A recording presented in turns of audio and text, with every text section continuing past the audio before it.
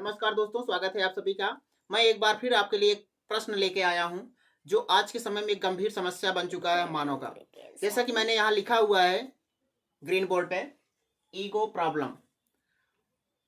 आज के समय में हर मानव के पास अपना एक ईगो होता है जिससे वह बहुत ज़्यादा प्रभावित रहता है। तो ईगो हर इंसान के अंदर होता है और ये ईगो कब आता है इंसान के अंदर? ईगो सेम लेवल के अगर इंसान रहेंगे तो उनके अंदर अक्सर कम देखा जाता है ईगो, लेकिन अगर अलग अलग लेवल के मनुष्य रहते हैं तो उनके अंदर ईगो बहुत जल्दी आता है। जैसे मान लीजिए दो दोस्त थे, यहाँ हमने चित्र बनाया है, एक है रामू और एक है श्यामू। दोनों जो थे गहरे दोस्त थे। क्या थे? गहरे दोस्त थे। दोनों में खूब दोस्ती थी, लेकिन अचानक एक दिन दोनों में एक लोग सफल हो जाते हैं। मान लेते हैं रामू क्या हो गया, सफल हो गया, कोई जॉब या अच्छा सा काम पा गया। तो दोनों में अब डिफरेंसेज आ गया। डिफरेंसेज इसलिए आया क्योंकि उसका लेवल अब चेंज हो गया। तो लेवल जैसे ही चेंज होता है वहां तब ईगो की भावना आनी शुरू हो जाती है। तो जैसे ही ये सफल हुआ, नौकरी पाया, तो अब श्यामू के मन में ऐसा विचार आने लगा और रामू के भी मन में ऐसा विचार आने लगा कि अब तो वो नौकरी पा गया, वो बड़ा आदमी बन गया है, तो अब मेरा जो है दोस्ती उसके साथ संभव नहीं हो सकता। तो अब तमाम तरह के मन में विचार उठने लगते हैं और अब इनको, श्यामू को रामू से मिलने में भी दिक्कत होने लगती है।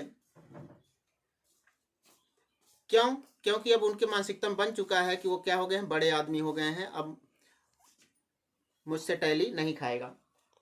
तो ऐसा हम मनुष्यों के अंदर भी होता है।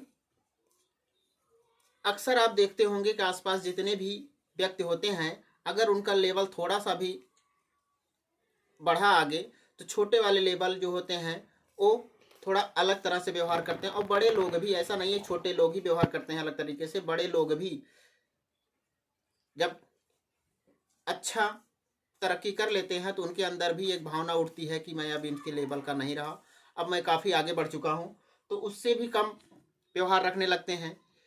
तो ईगो प्रॉब्लम आज के समय में बहुत ज़्यादा गंभीर समस्या बन चुकी है हम मानव की, जिससे कि हम एक दूसरे से नफरत भी करने लगते हैं।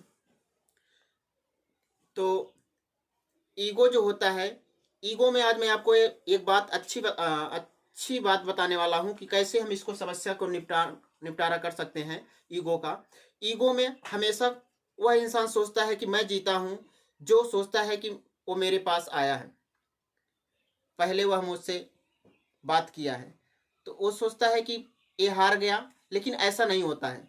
जो इंसान हारता है वही जीतता है। ईगो में समस्या का हल जो है, निपटारा ऐसे ही होता है, जो इंसान हारता है वही, उसी की असल में जीत होती है। भले ही अगले इंसान को लगता है कि ये मुझसे हार गया, नहीं, ऐसा नहीं होता है।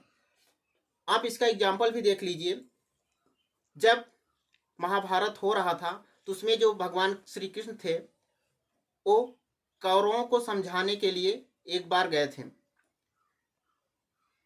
तो भगवान, उनके अंदर भी ईगो होना चाहिए कि मैं क्यों जाऊं, लेकिन वो एक बार क्या किए, समझाने के प्रयास किए अपनी तरफ से। तो कौरवों को लगा कि ये लोग डर रहे हैं, मुझसे डर रहे हैं, इसलिए आए समझौता करने। लेकिन बाद में विजय किसकी हुई? पांडवों की। यानी भगवान श्री कृष्ण जिसके पक्ष में थे उनकी क्या हुई? विजय हुई। तो ऐसे बहुत सारे एग्जाम्पल हैं। हमेशा वही व्यक्ति जीतता है जो हारता है। ईगो प्रॉब्लम का मेन सॉल्यूशन ही यही है, मेन हल ही यही है कि जो व्यक्ति हारता है वही क्या करता है? जीतता है। तो मैं आप लोगों को यही समझाने का प्रयास करता हूं कि एक दूसरे से कोई बैर ना रखें, यानी किसी से घमंड ना करिए कि हमारे पास ये है वो है।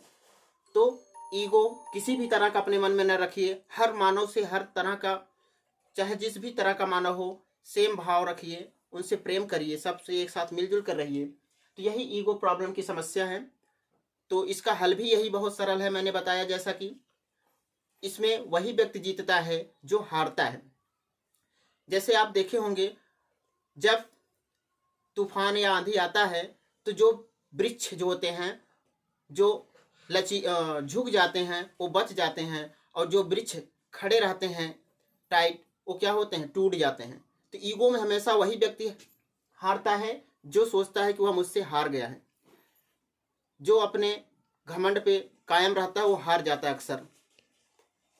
तो ठीक ऐसे ही इसका जो समस्या का मैंने समाधान बताया वो क्या होता है, ईगो में हमेशा वही व्यक्ति जीतता है जो हारता है। आप एक बात जान लीजिए और इसको अमल में लाइएगा, ध्यान दीजिएगा।